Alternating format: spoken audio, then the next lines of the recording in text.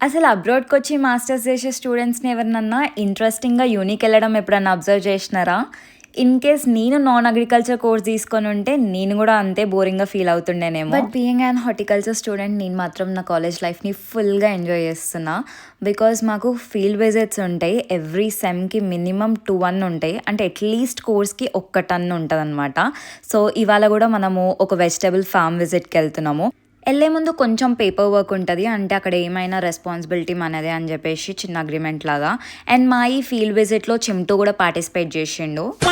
ఇప్పుడు abroad plan చేసే masters స్టూడెంట్స్‌కి అందరికి ఉండే కామన్ డౌట్ అసలు అక్కడ స్టడీస్ ఎట్లుంటాయి? అసైన్‌మెంట్స్ ఇవన్నీ మనం జేసుకోగలుగుతామా అని చెప్పేసి.